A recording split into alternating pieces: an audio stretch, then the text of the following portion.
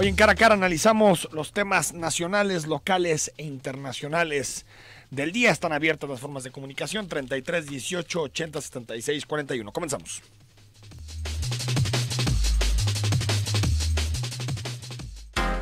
A partir de este momento, estamos cara a cara con la política y sus protagonistas. Cara a cara con los temas sociales y económicos. Cara a cara con la agenda de Jalisco. En esta mesa caben todas las ideas. Promomedios Radio presenta Cara a Cara con el periodista Enrique Tusain.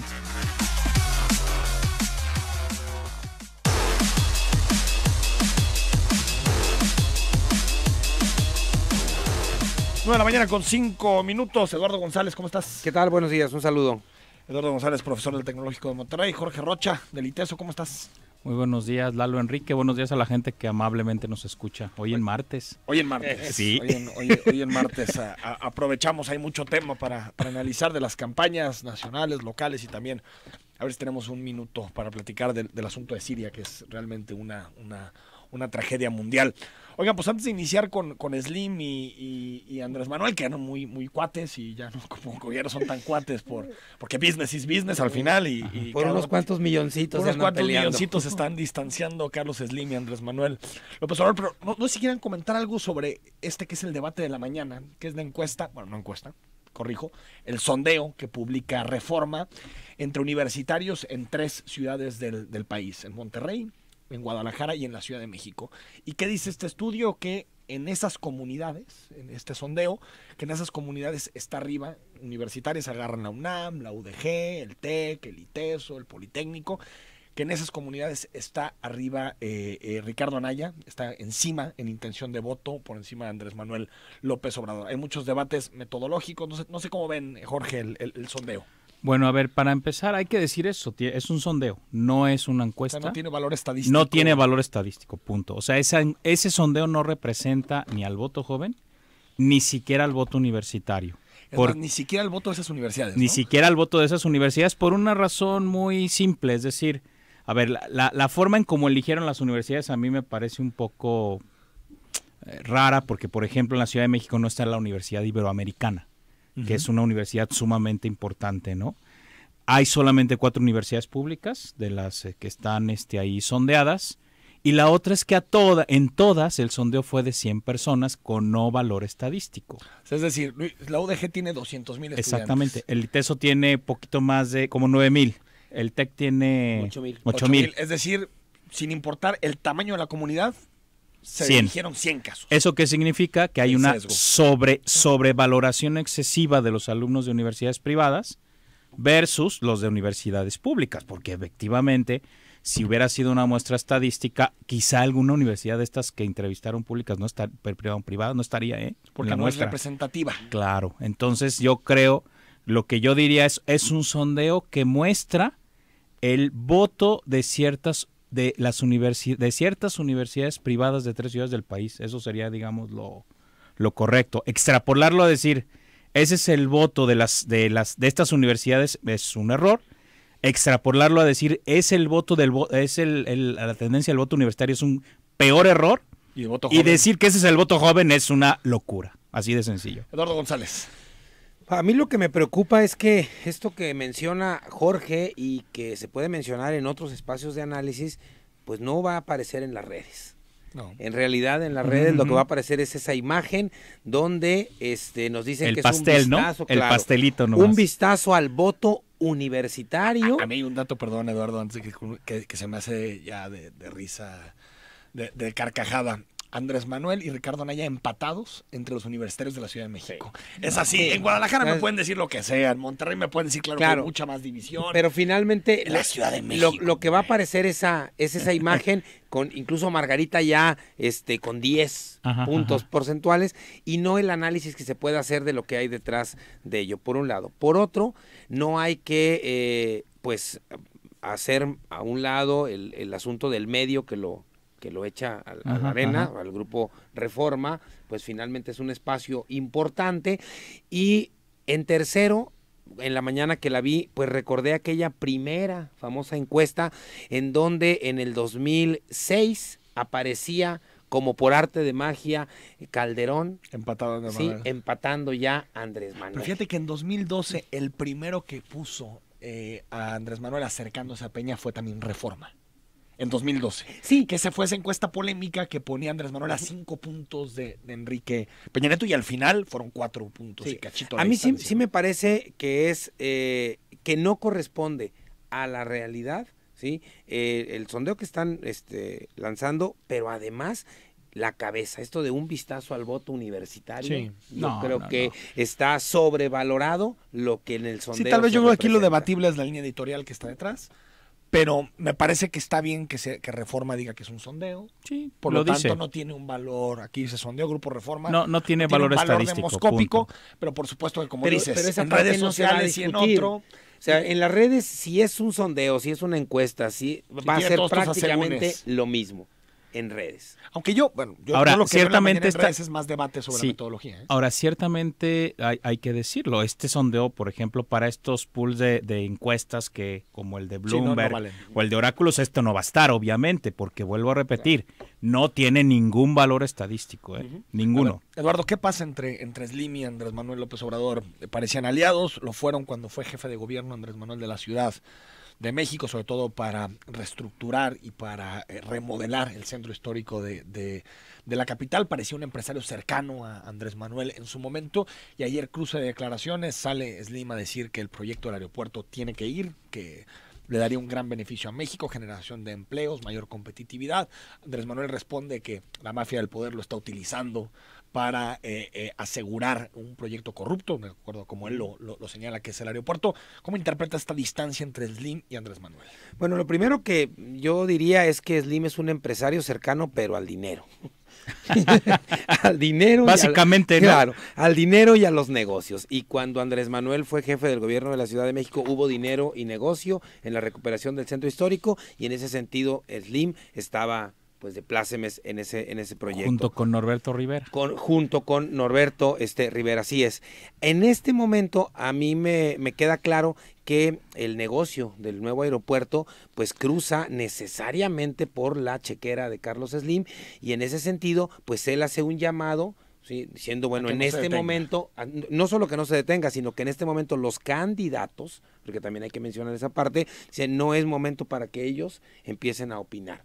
Una vez que pasen las elecciones y veamos quién gana, pues entonces ya... pero es importante que el elector sepa qué piensa. Desde luego, desde luego sí me parece que es importante que se manifiesten antes de las elecciones, por un lado. Y por otro, creo que Andrés Manuel se sube a un ring al cual él había dicho incluso que no se iba a subir, que él no iba a entrar a pleitos, ¿sí? Durante el periodo de la campaña, y la respuesta que le da a Slim creo que no fue la más adecuada, aunque también una cosa hay que mencionar: al final del día el proyecto del aeropuerto, sea ahí o sea en algún otro lugar, cruzará obligadamente por los empresarios mexicanos, y entre ellos Carlos Slim. Entonces yo creo que también esto que le contesta Andrés Manuel, le dice, si usted lo quiere hacer y cree que es buen negocio, pues adelante. Me parece que al final del día es lo que puede suceder con Slim y con otros empresarios. Bueno, si Slim hace carreteras, claro, el macrolibramiento lo hizo Slim, claro. De aquí que no haga un aeropuerto, Jorge.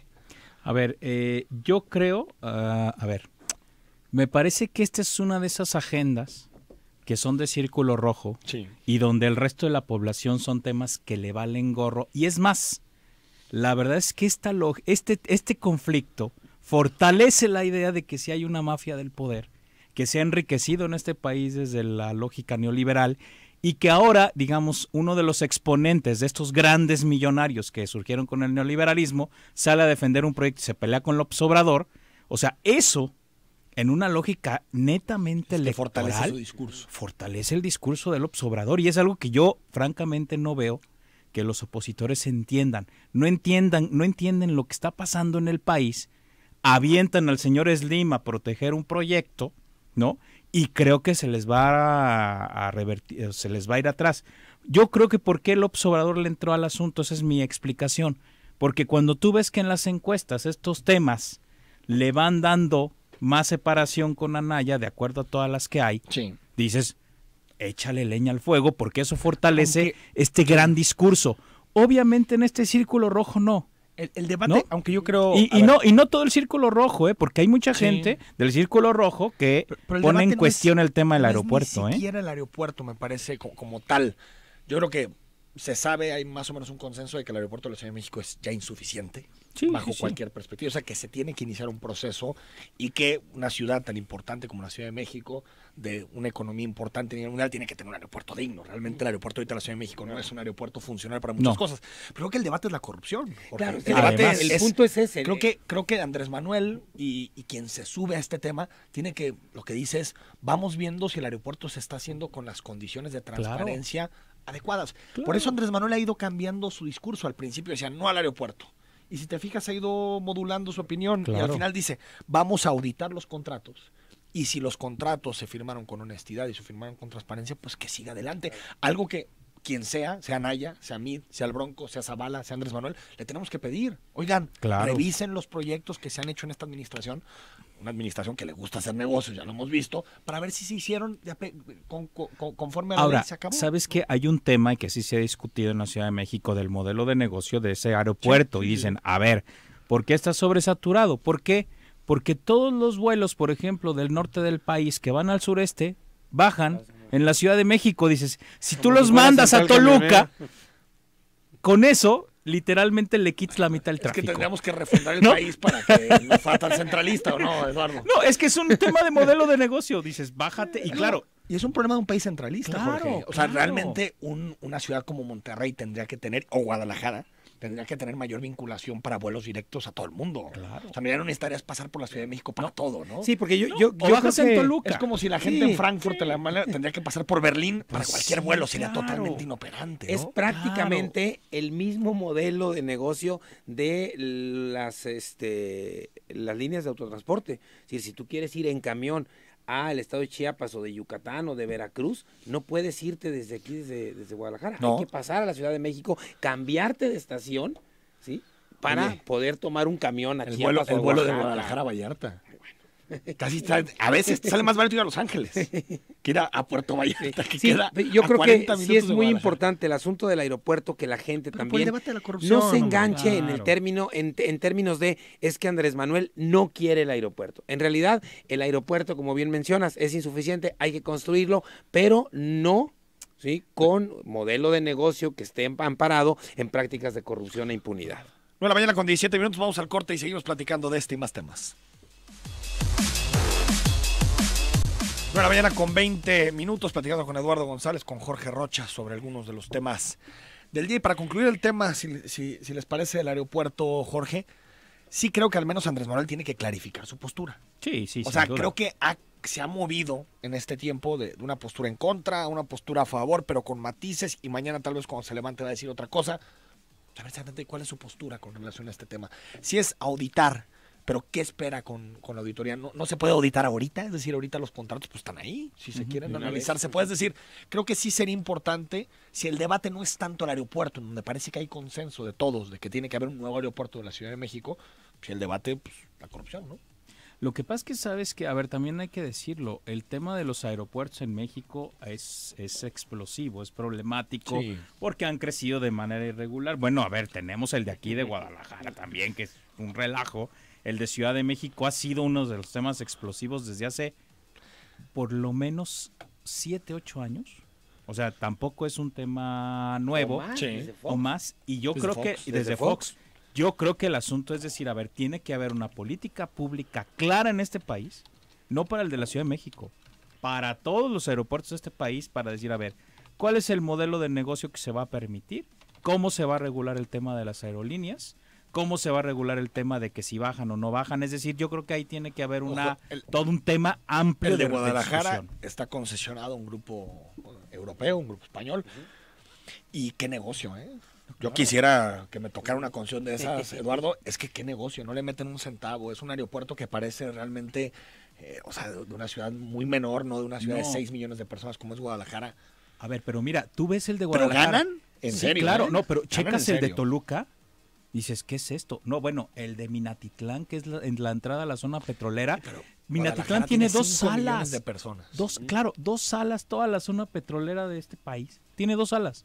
O sea, yo creo que sí hay un tema de discusión muy importante sobre qué tipo de aeropuertos necesita este país. Y obviamente donde dices, a ver, la lógica es prestar servicios a la gente, no solo una rentabilidad. Tiene que ser compatible capitalista. tiene que ser compatible con el negocio, porque Claro, tampoco creo que el gobierno tenga que invertir en mantener los aeropuertos, pero sí un modelo pero tiene que regular el modelo de negocio. Y tiene que defender a la gente. Y sobre todo yo creo que es un asunto de que el concesionario cumpla. Con lo que, si estás ganando dinero, pues inviértele una parte que se acuerde dentro de los contratos de concesión cuánto se le va a invertir al aeropuerto. Hace algunos días, Eduardo, fue asesinado Juan Carlos Andrade Magaña, presidente municipal de Jilotlán de los Dolores, y quien buscaba la reelección precisamente fue asesinado en un pueblo pues contiguo, ya en Michoacán, en Tepalcatepec, Michoacán. Y bueno, empezó todo este debate entre Enrique Alfaro y el gobernador Aristóteles Sandoval sobre el asunto de la seguridad. Me encanta porque siempre dicen, es que no vamos a politizar la seguridad, pero... Y bolas, vamos a decir lo que sigue, ¿no? Y bolas, don Cuco. Pero ahí va mi tuit. Ahí va, y el otro responde, y después empiezan a engarzarse, y creo que lo que menos les importa es que se sepa exactamente qué pasó con Juan Carlos Andrade. ¿Cómo ven este tema? ¿Hay posibilidad de que en la campaña los candidatos, los gobernantes, los políticos sean responsables y empiecen a trazar soluciones en lugar de debates sobre la seguridad, Eduardo? Yo creo que en este tema, para no hablar de otros, seguirá faltando a lo largo de la campaña los cómo. Yo creo que no, y ni siquiera por falta de ganas de decirlo. Yo creo que no tienen ni idea de cómo enfrentar este asunto, porque lo estamos viendo en el caso particular de Jalisco, no solo con el gobierno de Aristóteles, sino con pues el mismo gobierno de Enrique en Guadalajara, que no dio resultados en términos de seguridad. Entonces, ¿cuál es la oferta que va a poner sobre la mesa en términos de seguridad y de violencia para un nuevo gobierno en el estado de Jalisco? A mí me parece que no va a haber tal, y lo más delicado ni siquiera es que se llegue a politizar el tema de la violencia. Me parece que lo más complicado en términos de seguridad y violencia en el estado es que ya desbordó prácticamente a todas las corporaciones local, municipales, estatales, federales, y además está un elemento que pienso que es fundamental: la enorme desconfianza que existe entre las diferentes corporaciones. Es decir, si nosotros revisamos, es raro cuando hay un operativo de la Marina o del Ejército que se le avise a la Policía Federal. Bueno, el operativo fin de semana. O si hay un operativo, claro. Es increíble. Y yo creo, Enrique, que incluso más allá que la simple descoordinación, la desconfianza, como es lo dices, una desconfianza absoluta entre todos los que se supone tienen un enemigo común y un objetivo común. ¿Qué pasó con Tlaquepaque? No estaba infiltradísima la policía, había que intervenir, había que empezar a delinear responsabilidades. Aquí nos tocó, ¿no? Estar en esta mesa del día que se intervino. No hay ni un orden de aprehensión. Ya todos están regresando a las calles. No hay nada. Le pregunté al Hasta fiscal la violencia aquí, regresó. ¿ya podemos asegurar que después del operativo la policía de Tlaquepaque esté totalmente depurada? Y me dijo, bueno, tampoco podemos asegurar eso. Entonces, ¿para qué fue el operativo? Es decir, ¿para qué la faramaya? ¿Qué cantidad de ocurrencias? Es increíble. Mira, sobre el tema de Jilotlán. Esa zona del estado está abandonada desde hace 20 años. Así de sencillo. Es una zona, bueno, salen Ilústranos informes. Geográficamente. Sí, estamos hablando Jorge. la entrada a aquella zona es, si uno va para Mazamitla, después de Mazamitla está toda esa región, que es toda la franja. Toda la franja que está pegada a Michoacán. De hecho, exactamente Tepalcatepec y la zona caliente está a media hora de esta zona de Jalisco. Estamos hablando de Jilotlán de los Dolores, Santa María del Oro, estamos hablando de Valle de Juárez, Quitupan. Es toda esta franja de municipios que desde hace años hay problemas de narcotráfico, que se ha dicho desde hace años, incluso el último informe de desapariciones que dio a conocer la Comisión Estatal de Derechos Humanos, habla de una franja de desaparecidos y por supuesto que atraviesa esta región. Es punto rojo desde hace décadas. Desde hace décadas. El día de mañana, bueno, esta es parte de la diócesis de Ciudad Guzmán. El día de mañana en Ciudad Guzmán hay una reunión donde va a haber 500 personas de la diócesis, donde uno de los temas que se va a discutir es ¿qué hacemos con esta violencia y con esta inseguridad que nadie nos resuelve? Eso es el día de mañana. Estamos hablando de una zona que históricamente está abandonada y donde yo no veo, o sea, no solamente no veo los comos, sino ni siquiera veo diagnósticos territorializados de cómo está la inseguridad en este estado. Y además, otra cosa que es importante señalar es que este funcionario con licencia, pues se viene a unir a decenas de funcionarios asesinados durante este gobierno. Sí, 80. Es decir, no es un asunto solo ni del crimen organizado, ni de la violencia entre ellos, ni de la violencia común. O sea, sí, los funcionarios que se supondría tienen un mayor equipo de seguridad personal. Bueno, pero son acribillados municipales de localidades. De todas maneras, a mí me... O sea, sí, claro, o sea, si eso le pasó al presidente municipal de esa localidad, pues estamos expuestos, la ciudadanía que es gobernada por él, pues en qué condiciones se encuentra. Y hablando de eso, ayer se presentó a José Raúl Rivera como el titular especializado de la Fiscalía Especializada en Personas Desaparecidas. Creo que es un buen mensaje que no haya sido Iris, que parecía, no en el transcurso del día, alguien que estuvo vinculado al gobierno del estado, hasta donde yo pude levantar las opiniones. O a lo mejor por la presión al final. Qué bueno, por lo que sea, qué bueno que al final este tipo de decisiones ya no puedan ser tan discrecionales. Creo que se armó un buen equipo ad hoc, donde estaban los familiares, donde estaba la fiscalía, donde estaba el comité de participación, hicieron un buen grupo y al final me parece que él está palomeado por organizaciones, por víctimas, y creo que llega con alta credibilidad. Ahora, sin lana, el problema de siempre, igual que pasa con Gerardo de la Cruz en la Fiscalía Anticorrupción, solamente 17 millones de pesos para poder dividirlo entre cada ¿Cuánto sale el talent show? ¿Alguien sabe? El talent show no sé cuánto sale. Digo, habría que empezar a hacer ese tipo de comparaciones. No, mira, una que le hemos repetido. ¿Cuánto se gasta el gobierno en buscar coches robados y cuánto se gasta el gobierno en buscar personas desaparecidas? A lo que me refiero es, creo que la persona es la indicada dentro de los que fueron a evaluarse. Ahora falta que tenga condiciones para operar, Eduardo. Yo tengo dos dudas ahí sobre este proceso. La primera es que el mismo nuevo fiscal nos dice que lo primero que hay que hacer es un diagnóstico y que le va a llevar entre 2 y 3 meses hacerlo, cuando faltan 6 o 7 meses para que este gobierno se vaya, y que asegura va por 8 años, que de todas maneras, que de todas maneras en este gobierno sí habrá resultados. Ese es un asunto. Y el otro que a mí me inquieta mucho más es la experiencia, que no la veo por ningún lado en este asunto. O sea, viene de la CONAFOR, viene de Seguridad Pública, viene de asuntos electorales, y de manera muy personal, cuando yo veo este tipo de nombramientos, lo primero que pregunto es, ¿no había alguien más? ¿No se registró? Es que ese es el problema al que llegamos. ¿No había alguien más que conozca el tema de las desapariciones? Que las víctimas se hayan presionado porque fuera este personaje. Es decir, que algo positivo le vieron a Raúl. A ver, yo lo que estuve leyendo es que parece que uno de los grandes temas que los familiares decían es: cualquier gente que salga de la Procuraduría nos va a obstaculizar porque está... Entonces bloquearon a todos ellos. Entonces decían, bueno, tiene que ser alguien de fuera. Creo que esa es la apuesta de fondo. Y yo digo, a ver, si los familiares piensan que a pesar de que no tenga experiencia, puede garantizar esta independencia dentro de... Y diálogo, yo creo que vamos de gana. A ver, yo le daría el bono de inicio. Claro. Al menos de inicio, porque...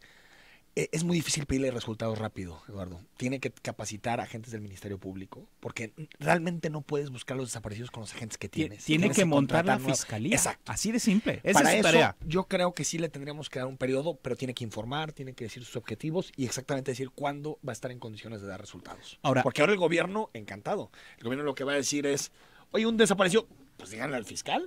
Ustedes el fiscal no tiene ni una pluma, pues, para hacer la investigación. Ahora, sí, porque es que esto que mencionas, Jorge, pues la apuesta de los familiares es, si alguien que sale de dentro de la fiscalía nos puede bloquear, pues yo creo que sí, en esa lógica pudieran pensar que alguien que no viene de ahí pueda tener mayor independencia, pero habría que ver si los presupuestos y la gente y las condiciones que son por las que la anterior fiscal se fue, ¿sí?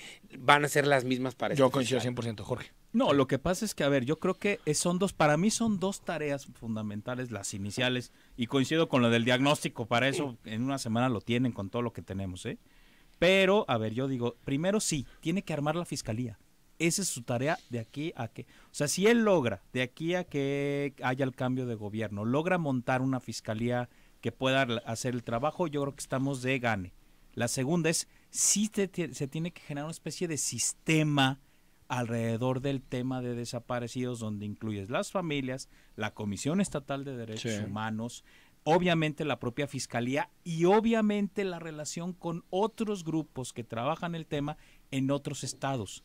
Obviamente. Sí, para que sea como una plataforma. Claro, ¿no? Una plataforma. Tiene que ser Michoacán, tiene que ser Ahora, Colima. Antes de irnos al corte, perdón, Jorge, yo lo de los datos no los veo con tanta facilidad porque sería comprar todos los datos que le da la Fiscalía. Yo creo que de los 3.060 desaparecidos, esta Fiscalía tiene que reabrir los expedientes. Ah, no, sí. Es que hay muchos que la Fiscalía llega y te dice, es que mira, el 85-90% son por estas causas. ¿Sí? ¿Confiarías tú 100% a que fue por eso? Yo, un fiscal, le pediría que reabriera los expedientes con gente especializada en el asunto, investigara y realmente nos diera datos que ya hayan pasado ese filtro y ese proceso. Por eso creo que está bien darle 2 o 3 meses para que nos pueda dar datos confiables. Pero sabes que hay gente que lo ha estado trabajando. Darwin Franco tiene un montón de información al respecto. Tiene mucha información, pero no tiene los expedientes, Jorge. No, pero lo y puedes un fiscal cruzar, ¿eh? en lo que se tiene que fijar es en los expedientes de investigación. No en datos que te pueden pasar algunas personas, que está bien, hay que tomarlos en cuenta, pero tienes que reabrir los expedientes para saber cómo se han instrumentalizado y cómo se han atacado los distintos temas, porque en muchas ocasiones se cierran nada más porque huele a pato, camina como pato. Ahora, vamos al corte y te doy el uso de la voz. Estamos en Mesa de Análisis este martes.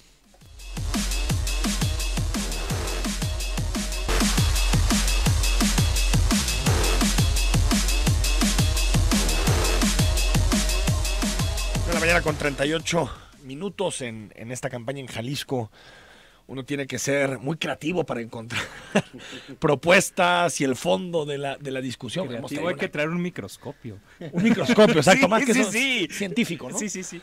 Porque ha sido una campaña, la de Jalisco, realmente aburrida. No sé si es porque parece que ya todo está definido, que los debates están en otro lado, en el Senado. Incluso ustedes armaron antes un debate para el Senado que para la gubernatura.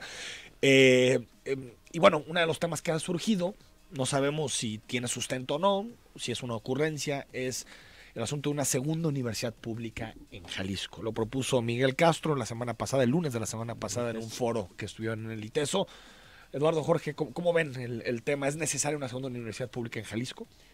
Pues mira, yo creo que aquí habría que poner sobre la mesa 2 asuntos. El primero es, antes de pues crear una nueva universidad, pues sí pienso que hay que darle mayores recursos a la que ya existe, por un lado, y por otro, pues ahí tenemos la Universidad Tecnológica de Jalisco, que tiene 20,000 estudiantes, que ya está funcionando y que en todo caso, si el proyecto es crear una nueva universidad, pues los recursos necesarios para ello podrían canalizarse ya sea a la Universidad Tecnológica de Jalisco o a la Universidad de Guadalajara. Lo que sí es cierto es que esta propuesta de Miguel, que puede o no llegar a buen puerto, pues es, o sea, ¿cómo estará el nivel de discusión de las campañas que de los últimos días para acá parece la que nada más discusión es esa, es el tema? ¿No te parece un misil político? Si Raúl Padilla Totalmente. es aliado de Enrique Alfaro, pues ahí te va. Porque tampoco nada nos asegura que esta nueva universidad pues sea totalmente imparcial, que no salga con la vena del PRI, o sea, digo, hay varios institutos, está la UTJ, no sé. No sé por dónde tomar la propuesta. A ver, fíjate, yo creo que hay como dos niveles. El nivel de discusión que según yo tendría que ser es debatir sobre, sí tenemos un problema de cobertura en nivel superior, en Jalisco. Que en prepa ya no tanto, ¿no? Claro. Sí. En prepa ya no tanto. No, pero sí, no en medio superior, sino en superior. Estamos hablando de licenciatura para arriba. Sí tenemos un problema en este estado, porque hay, por lo menos, según yo, son 7 de cada 10 que no entran a universidad. Eso es un problema social, por supuesto. Y ahí hay muchas maneras de resolverlo, ya sea que amplíes la matrícula en la Universidad de Guadalajara, que generes un verdadero programa de becas en universidades privadas. Es decir, ese tema tú lo puedes retomar como con varias estrategias distintas, incluyendo el reforzamiento de las universidades públicas que ya existen. Ahora, el otro tema es, por ejemplo, el asunto de investigación. Es decir, a ver, ¿cómo le hacemos? Yo creo que Jalisco es deficitario en temas de investigación, y a lo mejor yo creo que Lalo coincide conmigo, y decir, 100%. ¿cómo le hacemos para que las universidades que ya están empiecen a generar investigación de calidad y además con alto nivel de aplicabilidad? Aunque el asunto es para la los problemas matrícula, de ¿no? Jalisco. Sobre todo de la propuesta. Tiene que ver con claro. los miles de estudiantes que son rechazados de la UDG cada ciclo escolar. Es que, ¿Qué haces con ellos? Es que ese es el gran tema para mí, pero te digo, pero si hablamos en términos de universidad, tienes que tomar el tema de qué hacemos con estos chavos y además qué hacemos y cómo hacemos más y mejor investigación. Pero en términos de prioridad, tema, ¿qué haces con los rechazados de la universidad? ¿Le metes más dinero a la UDG para que amplíe su cobertura? ¿Le metes más dinero a otros tecnológicos, espacios intermedios para que puedan absorber esa demanda? ¿Apuestas por un sistema de becas para que estén en universidades privadas? Es que pueden ser las tres, ¿eh? Es que ninguna de ellas es excluyente.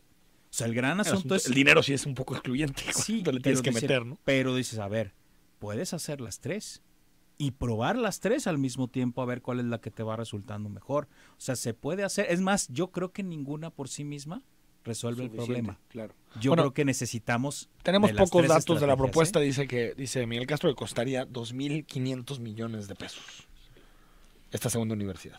Yo creo que si cuesta eso y se tiene ese dinero, se le puede sacar mayor provecho si se invierte en lo que ya tenemos establecido que crear una nueva. Pero también, desde luego, que cruza el asunto político en términos de, claro, en términos de, bueno, ¿cómo voy a apoyar a esta universidad que ya además... Que se decantó políticamente. Pero, ¿no? Que lo diga así. Sí. Claro. Si es así lo que piensa, que lo diga de esa forma.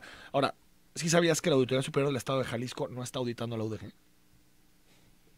La Auditoría Superior de la Federación sí, porque hay que recordar que la bolsa que llega a la universidad se compone ciertos castigos. Así es. Se compone de una parte federal y una parte estatal. La parte federal está siendo auditada por la Auditoría Superior de la Federación y ha habido estos diferendos que señalas, Jorge. Claro. La parte estatal se está auditando con auditorías privadas que la misma universidad contrata para saber cómo se van sus recursos, pero la Auditoría Superior Estatal no se está metiendo ahorita en la universidad. O sea que me parece un tema rarísimo. A ver, la Auditoría Superior tendrá que meterse a todos los pesos que se gastan en el Estado. Sean la UDG, sean la Secretaría de Planeación, sea quien sea, las becas, lo que sea. Es que pero además en esta parte política son dos asuntos. El que bien señalas, es decir, el asunto de cómo se manejan los dineros, porque sobre eso hay harta historia negra, ¿no? Y la otra es que sí, hay que decirlo claramente, el Grupo Universidad ha jugado político electoralmente en los dos últimos procesos de gobernador. ¿En los últimos dos? Bueno, por lo menos claramente. En los últimos dos que te acuerdas. Exacto. En las últimas 2 décadas. Es decir, hace 6 años apoyaron de manera contundente a Aristóteles Sandoval y ahora están apoyando a Enrique Alfaro. Y claro, hay gente que dice, a ver, no puede ser que quienes dirigen una universidad estén haciendo ese tipo de opciones políticas tan así, ¿no? Para decirlo de otra. Exacto. ¿Algún comentario de cómo ha surgido el asunto o cómo se han venido sucediendo los acontecimientos con el tema del Bronco? Ya vamos sabiendo que la operación para que el Bronco esté en la boleta salió de Los Pinos, sobre todo para conseguir ese cuarto magistrado que rompiera el empate dentro del Tribunal Electoral. Y a mí me sorprende, no me canso de decirlo, que el candidato del PRI, José Antonio Meade, ayer estuvo con nosotros en la entrevista, hable tanto de instituciones, respetar las instituciones, las leyes, el Estado de Derecho, lo que significa la democracia liberal, tal. Y sin embargo, la administración de Enrique Peña Nieto no le importa utilizar cualquier institución para cumplir sus objetivos políticos. La última fue el tribunal, pero lo ha hecho con prácticamente todas. Eduardo Jorge lo hizo con la Procuraduría, con la Secretaría de Función Pública, con la Secretaría de Relaciones Exteriores. Las estafas maestras todas tienen que ver con Hacienda y con la Secretaría de Desarrollo Social. Si ha habido un uso faccioso de las instituciones, ha sido en este sexenio, Eduardo. Sí, yo creo que no solamente hay un uso faccioso de estas instituciones, sino que pues muchísimo antes de entrar a la recta final del proceso electoral, pues ya hay focos rojos en torno al tribunal que nos puede dar una señal de que si al final del proceso electoral es el tribunal el que tiene que decidir por dónde va a correr. Caeríamos en una crisis. Claro, dónde va a correr la decisión de los ciudadanos, pues me parece que desde ahorita nos están mostrando hacia dónde se van a decantar. Yo creo que más allá de que si el Bronco o Margarita están o no en la boleta, lo que más me preocupa es la acción del tribunal para que ellos estén y no por ellos, sino por las acciones que pueden tomar más adelante en el proceso electoral. Jorge. A ver, yendo un poco más allá, precisamente este gobierno es el que más ha debilitado la institucionalidad de este país. O sea, ha debilitado las secretarías, ha debilitado las instituciones, todos los organismos autónomos, todo el mundo los agarra de piñata. Cooptado. Las procuradurías no sirven para nada. Incluso el ejército y la marina han caído en un descrédito que no tenían en otros años. Por supuesto que hay una crisis de partidos horrible. Es decir, sí hay que decirlo, el gobierno de Enrique Peña Nieto sí ha sido de los que más ha afectado la institucionalidad de este país. Que yo creo que algunas cosas siguen levantadas porque finalmente hay gente que de antes construyó y le puso cimientos sólidos. Pero sí, efectivamente, ahí sí hay una contradicción enorme entre el discurso de José Antonio Meade y lo que está haciendo su jefe. Ahora, volvemos con el tema que habíamos comentado antes. El que trae la manija de la campaña del PRI no es Meade, como normalmente sucede o había sucedido, sino sigue siendo el presidente, con lo cual a mí y a mí también me parece hay un que grave problema. La manija de la campaña de Andrés Manuel la trae el presidente. Cada que el presidente hace algo, cada que el PRI opera algo, le da 2, 3 puntos más en las encuestas. No, de verdad, lo escribía ayer Denise Dresser en Reforma. Es que son unos genios. Son sus mejores asesores y mercadólogos. A mí gente que no vive en México me pregunta, oye, pero ¿por qué Andrés Manuel tiene esta ventaja que estoy viendo? Pues pregúntale a Peña. Pregúntale a Peña Nieto. Claro. Su mejor estratega. Vamos al corte y regresamos.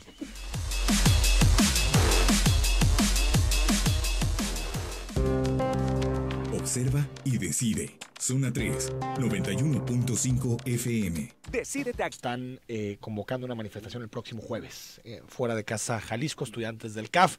Veremos qué responde el gobernador en próximos días. Sí, cumple su palabra de que si no había resultados iba a tomar decisiones con relación a este tema y al tema de la fiscalía. Incluso el nuevo fiscal anuncia que tiene su primera reunión de trabajo con los padres de los estudiantes del CAF. Nos dice Araceli López, Enrique retoma el tema de salud y los recursos. Ayer mi madre acudió al centro médico clínica con tres con una infección de garganta, oído muy grave, y solo le dieron desinflamatorios porque hay desabasto de antibióticos. Al salir consultó con un particular y la situación es tan grave que casi le intervienen de forma quirúrgica. El desabasto de medicamentos clave es real, están mandando a la gente a su casa a morir. Tomamos muy en serio tu mensaje, Araceli. Prometo comunicarme con el secretario de Salud en próximos minutos para trasladarle este tema, porque tu caso puede ser aparte un asunto más generalizado de lo que de pronto se cree, ¿no? Enrique, me parece que al final de este sexenio uno de los grandes escándalos que va a presentarse es el asunto de las medicinas y el tráfico de negocios que hubo. Y nada, ¿no? Nada. No hay. La Contralora presentó su informe, ahí están las irregularidades. Nada. Y la Fiscalía chiflando. Y es un tema que está recurrentemente saliendo, pero la opinión pública no lo termina de agarrar. Sí, ajá. Como que incluso en esta, ahorita que comentábamos de esta mesa que hubo en un programa de televisión la semana pasada con Miguel Castro, una pregunta que le hice que cuál para él sería el mayor error que cometió Aristóteles Sandoval, y señaló que era el tema de salud. Menos mal. 1831, sobre el tema de la universidad, la solución no es darle más dinero a la UDG, tampoco crear una nueva. El tema es auditar la UDG y quitar del poder a Padilla, ya que es una mafia del poder. Eugenio Martínez, hacer educado, instruido, culto al jalisciense si el radio solo llega a los clientes del sistema. Bueno, llega a quien prende a quien la radio, a quien busca. No creo que haya un público en específico. Adriana Andrade, tengo 3 hijos de licenciatura en la UDG y el nivel de estudios es de quinta a comparación de las universidades privadas. Hagan una encuesta con los alumnos de arquitectura, pídanles su opinión. Yo soy egresado de la Universidad de Guadalajara, tú también lo eres, Eduardo, tú también, ¿no, Jorge? Eres egresado de la universidad. Creo que la universidad tiene de todo. Tiene carreras que son muy buenas, a mí me parece, que tienen profesores, alto nivel académico, SNIS, muy buenos, y tiene carreras que los han dejado caer. No sé si de forma intencionada o no, pero es cierto. Es como todas las universidades grandes, me parece, y sobre todo las universidades públicas, es muy desigual. Hay carreras muy buenas y hay carreras que están en un nivel bajísimo. Como de igual manera en la universidad y en la educación privada. No por el hecho de ser privada, ya es una garantía de que va a ser de calidad. Depende mucho de los equipos que gestionen el programa académico. Depende mucho. Cada vez me he dado cuenta de que, o sea, si hay un equipo que te gestiona bien, donde esté, te puede generar una muy buena oferta educativa. Y hay otros que se caen, ciertamente hay que decirlo. Creo que los académicos en general no son buenos para gestionar cosas, ¿eh? Y no tienen por qué. Exacto. Hay que estar en el aula. Sí. Luis Manso, hay que despolitizar la UDG, que está secuestrada por Raúl Padilla, dice Luis Manso. Miguel Cárdenas, tenemos aquí está, hola, buenos días. Hay escuelas de mayor prestigio y no tienen presupuesto estatal como el CETI. La competencia genera calidad en el sistema educativo, también en mi opinión. Gracias, Miguel. José de Jesús Ramírez, meterle más dinero a la UDG es enriquecer más a Raúl Padilla y a su grupo. Dice también Alfonso Enrique, buen día, muy buenos temas y el análisis de los mismos por tus invitados. Felicidades y mi reconocimiento. Gracias, Alfonso, un abrazo. Francisco Javier, ¿cómo quieren que se trabaje en la fiscalía si tienen muchos años sin aumento de sueldo, sin personal más operativo dentro de la ciudad y fuera del estado? Para que una persona con este tipo de responsabilidades trabaje bien, tiene que hacer un análisis en esos puntos. Se los digo porque tengo 4 ya pensionado de la ex procuraduría y no habíamos tenido aumentos. Saquen cuentas, nos dice Francisco. Tiene razón, Francisco. Yo creo que cuando sacas el presupuesto de la fiscalía es de 6,600 millones de pesos, es decir, si tiene un presupuesto Jalisco de 108,000 millones de pesos, estamos hablando de que es una cantidad menor al 10%, es 7. Es decir, cuando dices que la seguridad es una gran prioridad de la administración pública y ves que solamente se lleva el 7% del presupuesto, pues hay preguntas y impactan los trabajadores. Los dos grandes rubros donde se va el presupuesto es educación y salud, ¿eh? Ahí es donde está la gran el grueso. Lo demás está en pedacera, ¿eh? Que también es la gran paradoja, porque entre más dinero se gasta en educación y en salud, hay más pobres y menos atención a los más enfermos y más enfermos, claro. Y después ves la estafa maestra que se utilizaron universidades para desviar dinero y es tremendo. 7596, buen día, Enrique. Sobre el tema del nuevo aeropuerto de la Ciudad de México, también se debe evaluar el impacto ambiental, ya que de acuerdo a la información existente, la ubicación estaría generando impactos hídricos importantes en la zona. Entre otros, estos temas están olvidados, ni siquiera están en la agenda de ningún candidato. Es cierto, podría haber impactos ambientales, por lo tanto, que entren los técnicos a hacer el análisis, ¿no? de si es viable o no. Héctor González, demasiado académico el nuevo fiscal de desaparecidos, dice. No, dice que es demasiado académico. No, yo no yo le veo creo ese que perfil. no, ni yo tampoco, ¿eh? Igual que Dante Aro, nada de nada, solo planes y evaluación del problema, excelente mesa de expertos. No sé si académico, tal vez se refiere a Héctor a que tiene poco trabajo de campo, como tal, experiencia en el cargo. Pero a ver, es normal, es muy difícil que un perfil tenga toda la experiencia, casi siempre la obtienes en gobiernos, y también tenga la independencia. Tienes casi siempre que privilegiar una u otra. Es difícil que estén las dos. Gracias, Héctor, por tu comentario. Alicia López. Hola, buen día. ¿Saben qué se está quemando como por el Parque de Solidaridad? Se ve una columna de humo negra que se está extendiendo, nos dice Alicia. Bueno, te pasamos el dato con mucho gusto. Jaime Hernández, buenos días y felicidades a tu programa. No es que creíamos que Obrador no quiere el aeropuerto. Él lo ha dicho literal, que va a parar la obra. Pero el día siguiente cambia de opinión, como lo ha hecho en toda su vida con el respeto que se merece un ser humano. Sería muy complicado en la dirección de este país. Muchas gracias por tu comentario, Jaime. Arturo nos manda un video que agradecemos. 4220. ¿Por qué no hablan del fondo real de la oposición? Esto es la construcción del aeropuerto sobre un terreno susceptible a hundimientos, donde los costos de mantenimiento son insostenibles e inevitables. Además que por su orientación anula la posibilidad de seguir utilizando el actual. La reprobación es técnica, no política. Bueno, que Andrés Manuel salga a decirlo, con datos en la mano, y me parecería que tendría mayor credibilidad su postura. Vanessa, buen día. Observamos cada uno, tejemos nuestras telarañas, sobre todo, no aterrizamos nada ni damos solución. Las prácticas corruptas del negocio son solo patrañas, no se terminarán jamás porque todos los permitimos. José de Jesús Contreras, buenos días. ¿Por qué el gobierno actual tomó dinero de nuestras afores sin nuestro consentimiento? Con respecto al aeropuerto de la Ciudad de México, eso también es un debate que se tiene que abrir, Eduardo Jorge. ¿Por qué se está pagando con dinero de afores? Porque son inversiones que pueden tener alto riesgo. Carlos Slim dijo, si hay irregularidades que se castiguen, como castigaron las irregularidades del Paso Express. Pues sí, ahí sigue el secretario, ¿no? Ahí sigue en su puesto. Ahí va en la pluri. Claro, en la pluri, pues para que no se quede sin fuero. Señor González, gracias. Antes de despedirnos, Enrique, rápidamente avisar que el día de hoy llega la caravana migrante del cruce migratorio aquí a Guadalajara. Vienen 600 migrantes al refugio del Cerro del Cuatro. Interesante, gracias, Eduardo. Jorge, que estén gracias. Muy bien. Buen día. Nos vamos. Mañana está con nosotros Luisa María Alcalde, es propuesta por Andrés Manuel para ser secretaria del Trabajo, y también hablamos con la titular de Semadet. Hasta mañana.